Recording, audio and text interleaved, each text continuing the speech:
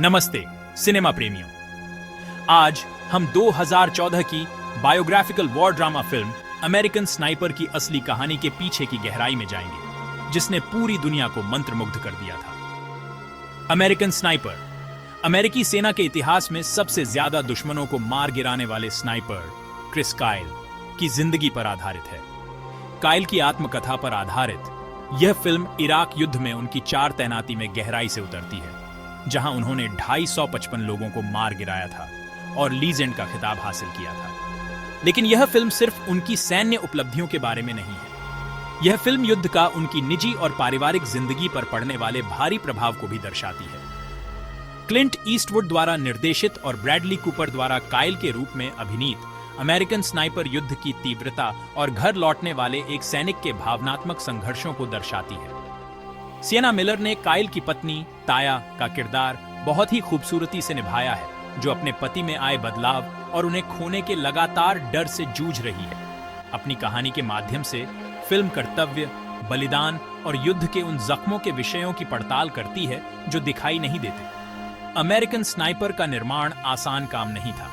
Bradley Cooper ने एक navy seal के शरीर और मानसिकता को पर्दे पर उतारने के लिए कठोर शारीरिक प्रशिक्षण लिया।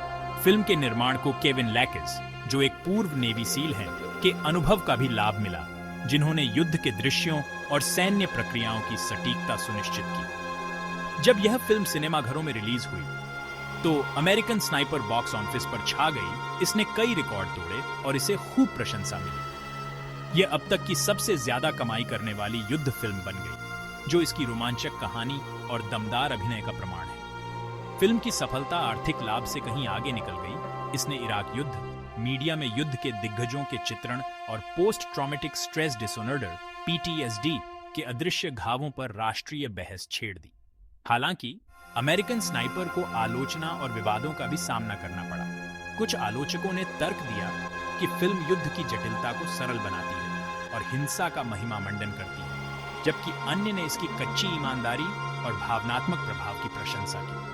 फिल्म के रिलीज होने से देशभक्ति, युद्ध की कीमत और घर लौटने वाले सैनिकों के सामने आने वाली चुनौतियों पर बहस छिड़ गई। अमेरिकन स्नाइपर को आमतौर पर सकारात्मक समीक्षा मिली, जिसमें ईस्टवुड के निर्देशन, कूपर के अभिनय और फिल्म की तकनीकी उपलब्धियों की प्रशंसा की गई। हालांकि इराक युद्ध के चित्रण और युद्ध समर्थक भावनाओं को भड़काने की क्षमता के लिए इसकी आलोचना भी की गई। युद्ध की भयावहता और सैनिकों पर इसके मनोवैज्ञानिक प्रभाव को दर्शाने के लिए फिल्म के संतुलित दृष्टिकोण ने संघर्षों की जटिलता और युद्ध के दिग्गजों के सामने आने वाली चुनौतियों पर बहस छेड़ दी। अपनी आलोचनाओं और व्यावसायिक सफलता से परे अमेरिकन स्नाइपर ने एक बार फिर सैन्य कर्मियों और उनके परिवारों द्वारा किए गए सैक्रिफाइसों पर ध्यान केंद्रित किया। इसने post traumatic stress disorder (PTSD) और घर लौटने वाले सैनिकों के लिए बेहतर सहायता प्रणालियों की आवश्यकता के बारे में बातचीत को बढ़ावा दिया।